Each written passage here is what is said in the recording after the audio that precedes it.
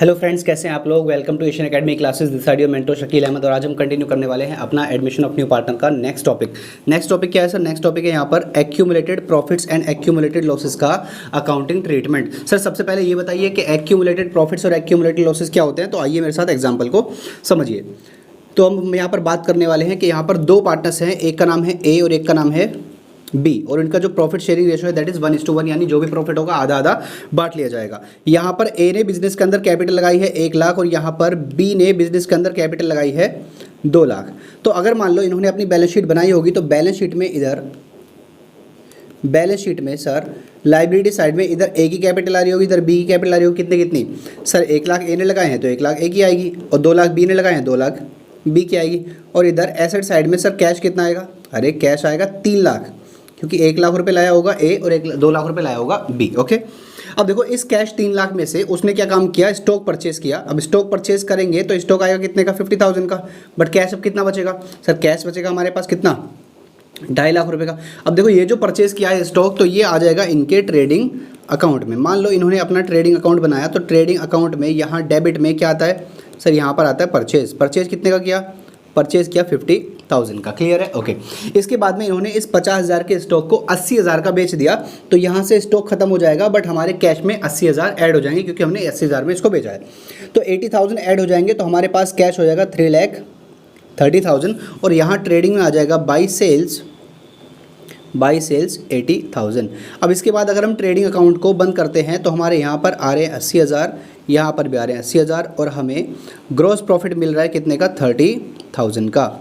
Okay, इसके बाद में अगर मान ले पार्टनर्स ने इसके बाद में P&L अकाउंट बनाया होगा तो ये रहा इनके सामने P&L अकाउंट। इस P&L अकाउंट में इधर क्या आया होगा सर? इधर आया होगा GP, यानी ग्रॉस प्रॉफिट कितना? 30,000 का। अब मान लेते हैं इनके बिजनेस के जो एक्सपेंसेस हैं इनडायरेक्ट वो आए हैं 10,000 के। वो कितना आए हैं सर? वो आए हैं 10,000 के। तो यहाँ पर ऑफिस का एक्सपेंस है या जो भी कुछ है वो एक्सपेंस आ गया यहाँ पर कितना? 10,000 का। अब देखो ऑफिस का एक्सपेंस है तो पे किया होगा तो हमारे पास कैश में कितने बचेंगे? 3,20,000। क्लियर है? ओके। इसके बाद में अब यहाँ पर जो नेट प्रॉफिट बचेगा वो कितना है सर? वो नेट प्रॉफिट है 20,000। अब देखो अगर ये पार्टनरशिप नहीं होती तो ये 20,000 का नेट प्रॉफिट जाकर के कैपिटल में डायरेक्टली ऐड हो जाता, बट नहीं। यहाँ पर हम पार्टनरशिप की बात करें तो इसके बाद एक और अकाउंट बनता है P&L एप्रोप्रिएशन, और इस P&L एप्रोप्रिएशन में ये नेट प्रॉफिट 20,000 का यहाँ पर आ जाएगा, ये रहा। अब 20,000 में इनके पास दो ऑप्शन है। पहला सर इससे पहले तो हम क्या कम करेंगे, इस 20,000 में से IOC सैलरी कमीशन ये सब पे किया जाएगा पार्टनर्स को। लेकिन मान लो मेरे इस एग्जांपल में ना तो IOC है, ना सैलरी है, ना कमीशन है, देयर इज़ नथिंग। तो फिर क्या करेंगे सर? ये जो 20,000 का प्रॉफिट है इसको हम बोलते हैं डिविजिबल प्रॉफिट, और ये डिविजिबल प्रॉफिट किसका है? पार्टनर्स का है, ए का और बी का। अब ये समझो इस बिजनेस के अंदर इस पार्टनरशिप फर्म के पास में दो ऑप्शन है। पहला तो ये इस 20,000 के प्रॉफिट को यहाँ से ट्रांसफर कर दे ए और बी में। किस रेशो में सर? जो उनका प्रॉफिट शेयरिंग रेशो है। तो प्रॉफिट शेयरिंग रेशो में 20,000 को ट्रांसफर कर दिया जाएगा। तो अगर मान लो ट्रांसफ़र करेंगे तो 10,000 मिलेंगे ए को और 10,000 मिलेंगे बी को। तो जब इनको ये प्रॉफिट दिया जाएगा तो इनकी प्रॉफिट से कैपिटल क्या हो जाएगी? इंक्रीज हो जाएगी। कितने से? 10,000 से। तो फ्यूचर में इनकी कैपिटल 1 लाख की जगह कितनी हो जाएगी? 1,10,000, और 2 लाख की जगह कितनी हो जाएगी? 2,10,000, और अल्टीमेटली इनकी बैलेंस शीट ये 3,20,000 पर मैच कर जाएगी। सर पहला ऑप्शन तो इनके पास ये था कि क्या करें, इस प्रॉफिट को बांट ले और अपनी कैपिटल में ट्रांसफ़र कर दे।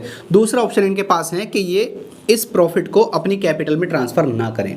सर अगर ट्रांसफ़र नहीं करेंगे तो इनकी बैलेंस शीट में जितनी कैपिटल पहले थी उतनी ही रहेगी, यानी ए की कैपिटल 1 लाख थी और बी की कैपिटल 2 लाख थी, तो सर ये तो 3 लाख ही रहेगी कैपिटल। तो फिर यहाँ पर बैलेंस शीट को मैच करने के लिए हम क्या काम करेंगे? अगर हमने ये ट्रांसफ़र नहीं किया ए और बी में तो ये जो डिविजिबल प्रॉफिट हमारा आ रहा है ना, कितने का? 20,000 का, ये सीधा का सीधा यहाँ से ट्रांसफ़र हो जाएगा बैलेंस शीट की लाइबिलिटी साइड में। यहाँ पर लिख देंगे P&L अकाउंट कितना?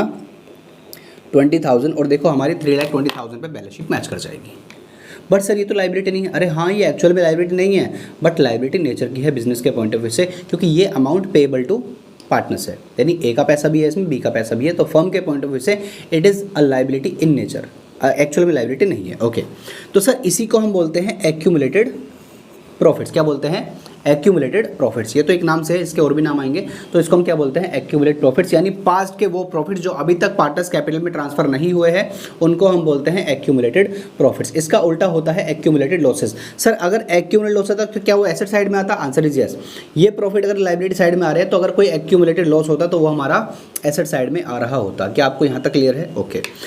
अब हम बात करते हैं कि यहाँ पर नया पार्टनर सी का एडमिशन हुआ और सी का जो एडमिशन हुआ है वो आया है 1/2 के लिए, और फ्यूचर में ए का, बी का और सी का तीनों का मिलाकर रेशो हो जाता है 1:1:2। क्लियर है? ओके। अब एक बात बताओ कि अगर हमने इस P&L अकाउंट के 20,000 को इसमें, अच्छा ये बताइए, इस P&L अकाउंट के प्रॉफिट में, बैलेंस शीट में जो है, इसमें 20,000 में ए का कितना शेयर है? 10,000। बी का कितना शेयर है? 10,000। क्या इसमें कोई भी सी का शेयर है? आंसर इज नो, क्योंकि सी तो अभी एडमिट हुआ है, ये तो पास्ट का प्रॉफिट है। तो सर अगर हमने इसको आज नहीं बांटा, मतलब एडमिशन से पहले पहले अगर हमने इसको आज नहीं बांटा तो क्या दिक्कत हो जाएगी? फ्यूचर में ये प्रॉब्लम हो जाएगी कि सी बोलेगा देखो मैं भी बिजनेस के अंदर पार्टनर हूँ, इस प्रॉफिट में मेरा भी हिस्सा है तो मुझे भी 2/4 दे दीजिए, आधा पैसा तो वही लेके चला जाएगा। तो फ्यूचर में ऐसी गड़बड़ी ना हो, ऐसी प्रॉब्लम ना हो, इसीलिए हम क्या काम करते हैं, before the admission of new partner हम इस एक्यूमुलेटेड प्रॉफिट को अभी बांट लेते हैं। क्या आपको इतनी बात समझ में आ गई? Answer is yes. अब चलो बात कर लेते हैं कि एक्यूमुलेटेड प्रॉफिट और एक्यूमुलेटेड लॉसेस कौन कौन से होते हैं। तो आपके सामने देखिए यहाँ पर बैलेंस शीट है, स्क्रीन पर देखिए आपके सामने बैलेंस शीट, और बैलेंस शीट में कुछ आइटम इधर आपको क्रेडिट साइड में दिख रहे हैं, मतलब लायबिलिटी साइड में दिख रहे हैं, और कुछ आइटम आपको इधर एसेट साइड में दिख रहे हैं। एक चीज़ दिमाग में रखिए हमेशा, लायबिलिटी साइड की जितनी भी चीज़ें होती हैं वो क्रेडिट नेचर की होती हैं, और एसेट साइड में जितनी भी चीज़ें होती हैं वो डेबिट नेचर की होती हैं, सिर्फ बैलेंस शीट में। अदरवाइज हर अकाउंट में this side is debit side and this side is credit side, ठीक है ना? मैं नेचर की बात कर रहा हूँ। अब लायबिलिटी साइड में यहाँ पर 6 आइटम दे रखे हैं, वो 6 के 6 आइटम को हम बोलते हैं एक्यूमुलेटेड प्रॉफिट, और इधर आपके एसेट साइड में 3 आइटम दे रखे हैं, उनको हम 3 के 3 आइटम को बोलते हैं एक्यूमुलेटेड लॉसेस। तो सर ये कौन कौन से हैं देखिए मेरे साथ। सबसे पहले यहाँ पर आपको लायबिलिटी साइड में देखा प्रॉफिट एंड लॉस का क्रेडिट बैलेंस। ये क्या होता है सर? ये होता है प्रॉफिट, जो पास्ट का प्रॉफिट है। दूसरा हमें यहाँ पर दे रखा है जनरल रिजर्व, तीसरा दे रखा है रिजर्व फंड, चौथा दे रखा है कॉन्टिजेंसी रिजर्व। ये 4 के 4 आइटम्स जो हैं इनको हम बोलते हैं फ्री रिजर्व, यानी इनका कोई भी पर्पज नहीं है, बस ये ऐसी हमने प्रॉफिट ट्रांसफर नहीं किए पार्टनर्स कैपिटल में, ठीक है। उसके बाद में 2 रिजर्व और है, पहला है WCR यानी कि वर्कमैन कंपनसेशन रिजर्व, और 6th है हमारा यहाँ पर IFR यानी कि इन्वेस्टमेंट फ्लक्चुएशन रिजर्व। तो ऊपर वाले 4 आइटम फ्री रिजर्व, नीचे वाले 2 स्पेसिफिक, क्योंकि इनका कोई ना कोई पर्पस होता है, इनको हम अलग से पढ़ेंगे। अब हम बात कर लेते हैं इधर एसेट साइड में। तो एसेट साइड में 3 आइटम है। पहला प्रॉफिट एंड लॉस का डेबिट बैलेंस, यानी कि वो क्या होता है? लॉस होता है। दूसरा क्या है? एडवर्टीजमेंट सस्पेंस, और तीसरा क्या है? Deferred revenue expenditure. सबसे पहले आप इनको अच्छे से याद कर लीजिए। 6 आइटम लायबिलिटी साइड में, 3 आइटम एसेट साइड में। तो सर जो लायबिलिटी साइड में आइटम है उनको हम बोलते हैं एक्यूमुलेटेड प्रॉफिट, और जो एसेट साइड में आइटम है उनको हम बोलते हैं एक्यूमुलेटेड लॉसेस। तो जो हमारे एक्यूमुलेटेड प्रॉफिट होते हैं वो किस नेचर के होते हैं?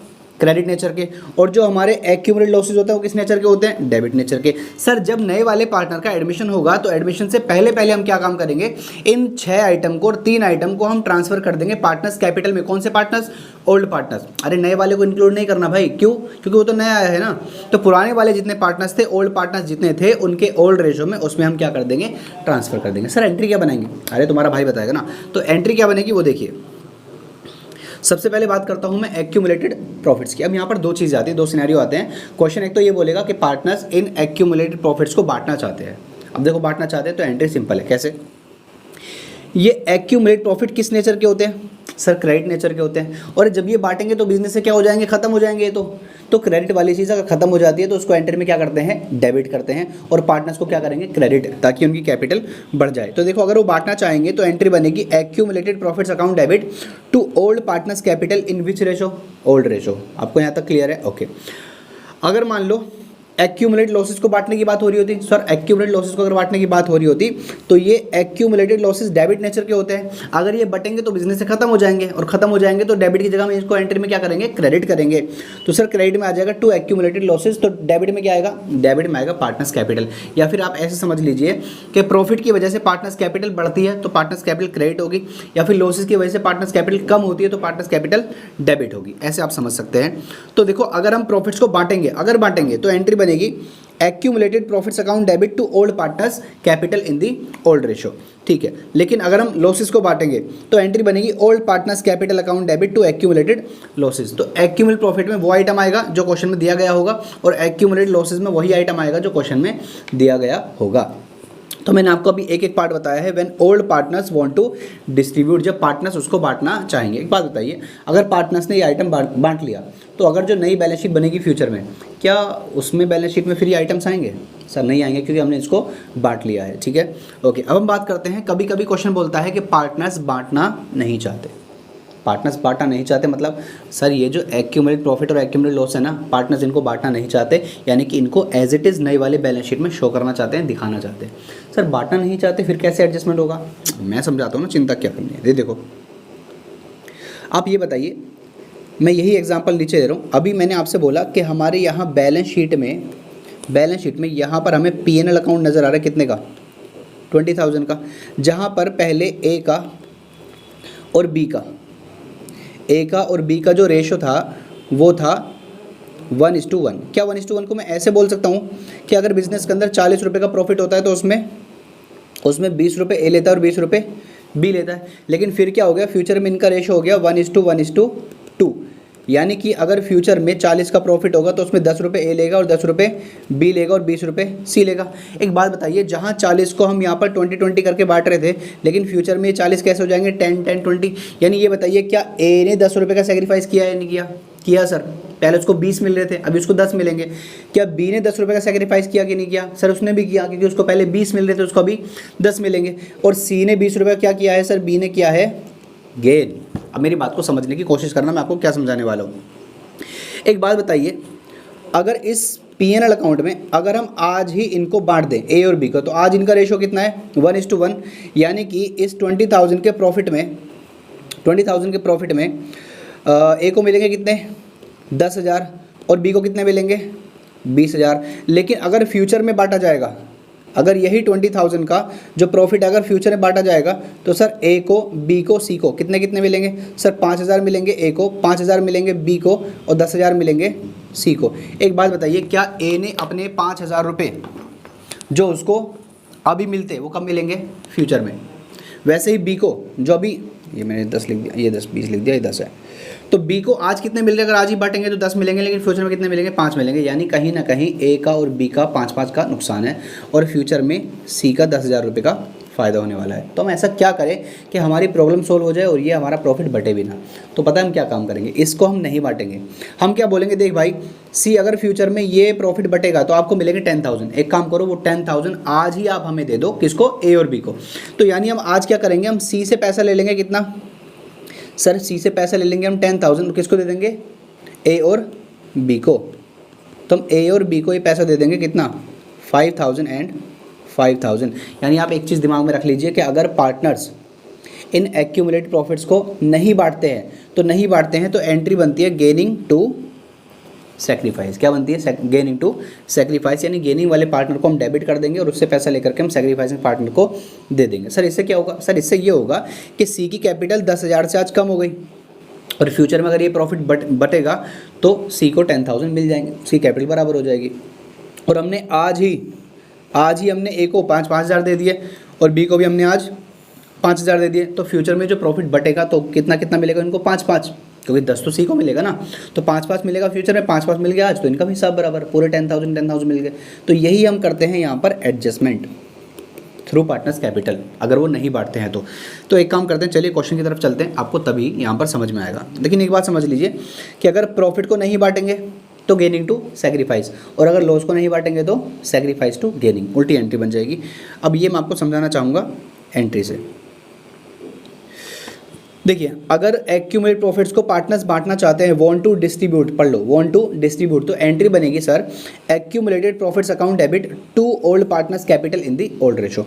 When old partners do not want to distribute, अगर पार्टनर्स नहीं बांटना चाहते तब एंट्री बनेगी न्यू पार्टनर्स कैपिटल। सर नया पार्टनर तो हमेशा गेनिंग होता है, तो वही मैंने बोला गेनिंग टू सेक्रीफाइस। अगर पुराने वाले में कोई गेनिंग हुआ तो वो भी डेबिट हो जाएगा और टू ट्रांसफर कर देंगे सेक्रीफाइसिंग पार्टनर। सर ये किस रेशो में? जो इनका गेनिंग और सेक्रीफाइसिंग का शेयर या रेशो रहेगा। उसके बाद में एक्यूमुलेटेड लॉसेस में अगर पार्टनर्स बांटना चाहते हैं तो सर बांटने की एंट्री बनेगी old partners capital account debit to accumulated loss. But अगर पार्टनर्स नहीं बांटना चाहते तो फिर रिवर्स एंट्री बन जाएगी सेक्रीफाइस टू गेनिंग पार्टनर्स, और गेनिंग में नया वाला पार्टनर भी आ जाएगा। क्लियर है? ओके चलिए अब एक काम करते हैं, हम इसको 2 एग्जांपल ले रहा हूँ मैं, दोनों तरीके से उसको समझते हैं। एग्जांपल नंबर 1 आपके सामने है, A and B are equal partners. ओहो सर, दो पार्टनर्स हैं, एक का नाम है ए और एक का नाम है बी, एग्जाम्पल नंबर 1, और इनका रेशो है 1:1। उसके बाद क्वेश्चन बोलता है C is admitted for 1/4 share in the future profits, there are some accumulated profits and accumulated losses in their balance sheet which was as follows. सबसे पहले आपके पास है जनरल रिजर्व। आप मुझे बताइए जनरल रिजर्व क्या होता है, एक्यूमुलेटेड प्रॉफिट या फिर एक्यूमुलेटेड लॉसेज? तो सर ये होता है एक्यूमुलेटेड प्रॉफिट। और क्वेश्चन इसको बांटने की बात नहीं कर रहा है, बट स्टिल आपको ये समझना चाहिए, क्वेश्चन अगर कुछ भी नहीं बोलेगा तो आपको इन चीज़ों को बांटना ही है। तो सबसे पहले यहाँ पर लिखा है जनरल रिजर्व, नीचे क्वेश्चन बोल दिया पास द जनरल एंट्रीज, तो बना लेंगे। ये बताइए जनरल रिजर्व में 10,000 में किस किस का हिस्सा है? सर इसमें ए का हिस्सा है और बी का हिस्सा, कितना? 5,000। तो सर इसकी एंट्री हम बनाएंगे, फर्स्ट एंट्री हम बनाएंगे general reserve account debit to A's capital to B's capital. General reserve है 10,000 का और इनका ओल्ड रेशो था 1:1, तो 5,000 मिलेंगे ए को, 5,000 मिलेंगे बी को। क्लियर है? इसके बाद नेक्स्ट प्रॉफिट एंड लॉस। अब सर यहाँ पर ना क्रेडिट बोला डेबिट, तो आपको एज्यूम करना है ये क्या है, क्रेडिट नेचर का है। कितना है? 5,000। तो इस 5,000 के एक्यूमुलेटेड प्रॉफिट में आधे ए के आधे बी के, तो इसकी एंट्री क्या बनाएंगे हम?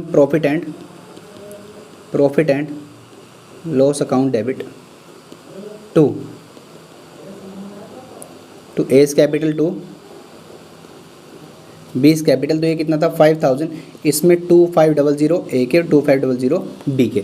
लेकिन इसके बाद देखो नेक्स्ट पॉइंट में लिखा है एडवर्टीजमेंट सस्पेंस। तो बताइए एडवर्टीजमेंट सस्पेंस जो होता है वो क्रेडिट नेचर का होता है, डेबिट नेचर का होता है, यानी कि एक्यूमुलेट प्रॉफिट है या एक्यूमुलेट लॉस है?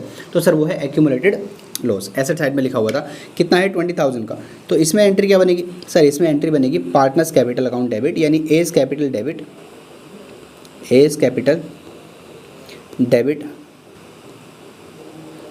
बीस कैपिटल डेबिट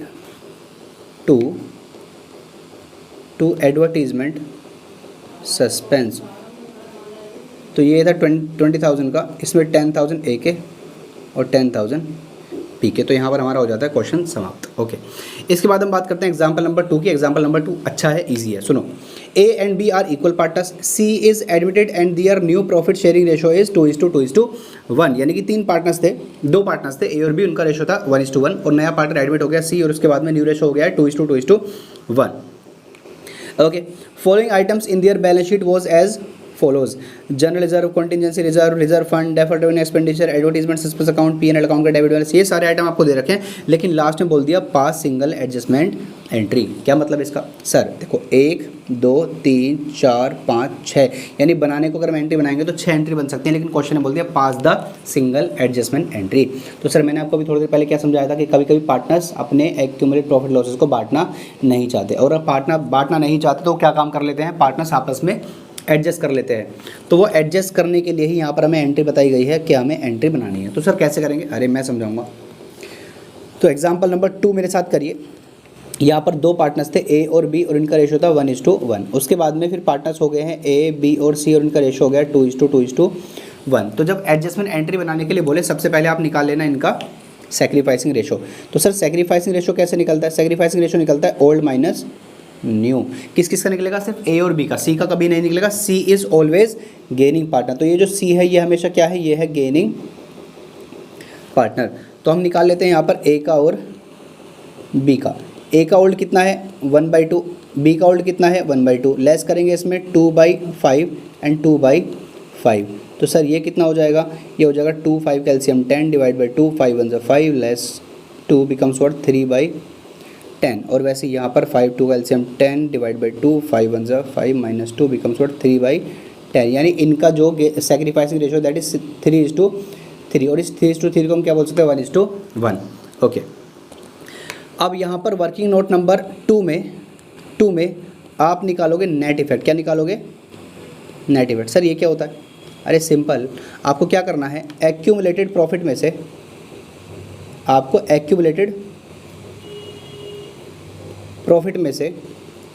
एक्यूमुलेटेड लॉसेस को लेस करना है। अगर वो आंसर आपका पॉजिटिव आता है तो वो क्या है? एक्यूमुलेटेड प्रॉफिट है। बट अगर वो माइनस में आता है तो वो क्या है? एक्यूमुलेटेड लॉस है। समझाता हूँ मैं कैसे। ये बताइए पहला वाला जनरल रिजर्व जो है वो किस नेचर का है, वो एक्यूमुलेटेड प्रॉफिट है कि लॉस है? सर वो है एपी, एक्यूमुलेटेड प्रॉफिट। उसके बाद में कॉन्टिजेंसी रिजर्व, सर वो भी है एपी। रिजर्व फंड, सर वो भी क्या है? एपी। लेकिन डेफर्ड रेवेन्यू क्या है सर? वो है एक्यूमुलेटेड लॉसेज। एडवर्टीजमेंट सस्पेंस क्या है सर? वो भी क्या है? Accumulated losses. और पीएनएल अकाउंट का डेबिट बैलेंस, ये भी क्या है? Accumulated losses. तो करते हैं चलो। सबसे पहले मैं लिखता हूँ जनरल रिजर्व, और जनरल रिजर्व कितना है सर? वो है 1 लाख का, ठीक है। उसके बाद कॉन्टिजेंसी रिजर्व वो है 50,000 का। उसके बाद रिजर्व फंड कितना है? वो भी है 50,000 का। यानी कि तीनों को मिलाकर हमारे एक्यूमुलेटेड प्रॉफिट कितने हैं? 2 लाख के। इसमें से हम कर देंगे एक्यूमुलेटेड लॉसेस को लेस कर देंगे। पहला है deferred revenue expenditure, deferred revenue expenditure that is 20,000। उसके बाद है एडवर्टीजमेंट सस्पेंस, मैं शॉर्ट में लिख रहा हूँ यहाँ पर, एडवर्टीजमेंट सस्पेंस, ये है 70,000। ये करने हैं हमें, लेस करने हैं। और लास्ट में पीएनएल अकाउंट का बैलेंस है डेबिट वाला, सर वो है पीएनएल अकाउंट का डेबिट बैलेंस, सर वो है 10,000 का। तो आप मुझे ये बताइए कि हमारे पास बैलेंस कितना बचेगा? सर बैलेंस बचेगा 1 लाख का, और वो है हमारा पॉजिटिव, तो उसको हम बोलेंगे एक्यूमुलेटेड प्रॉफिट। और आपको मैंने बताया था कि एक्यूमुलेटेड प्रॉफिट में एंट्री क्या बनती है? Gaining to sacrifice. तो आप बताइए यहाँ पर गेनिंग कौन है सर? गेनिंग है यहाँ पर सी, और सैक्रिफाइसिंग कौन है? ए और बी। यानी कि अगर एंट्री बनाएंगे तो एंट्री बनेगी C is capital debit to A is capital और to B is capital. Sir amount कैसे आएगा? अरे मैं बता रहा हूँ ना आपको, सी का निकालना है सबसे पहले। कैसे सर? ये जो 1 लाख का अमाउंट आया है, इसमें सी कितना गेन करेगा? सर जितना उसका रेशो था। कितना रेशो था सर? उसका था 1/5। तो मैं क्या काम करूँगा, यहाँ पर लिख दूंगा 1/5, यानी यहाँ पर आ जाएगा 20,000। अब इनमें ए और बी में बढ़ जाएगा सैक्रिफाइसिंग रेशो में। सैक्रिफाइसिंग रेशो कितना आया था? 1:1। तो यहाँ पर 20,000 को आप 1/2 से और 20,000 को 1/2 से मल्टीप्लाई कर दो, तो ये आ जाएगा 10,000 इसमें और 10,000 इसमें। तो ये हो जाएगी आपकी entry C is capital debit to A is capital to B is capital. यानी सी से हम आज ही पैसा ले लेंगे 20,000 का, और ए को दे देंगे, बी को दे देंगे उनके सैक्रिफाइसिंग रेशो में, ताकि वो फ्यूचर के लिए अभी एडजस्ट हो जाए। तो यहाँ पर हमने आज कवर कर लिया है। नेक्स्ट वाली वीडियो में हम कंटिन्यू करेंगे वर्कमैन कंपनसेशन रिजर्व। तो यहाँ पर हमने आज कंप्लीट कर लिया है एक्यूमुलेटेड प्रॉफिट्स और एक्यूमुलेटेड लॉसेस। तो आपके सामने बैलेंस शीट है, एक बार इसको आप अच्छे से देख लीजिए। अब हम बात करते हैं नेक्स्ट वाली वीडियो में एक नए टॉपिक पर। तब तक के लिए जय हिंद, जय भारत।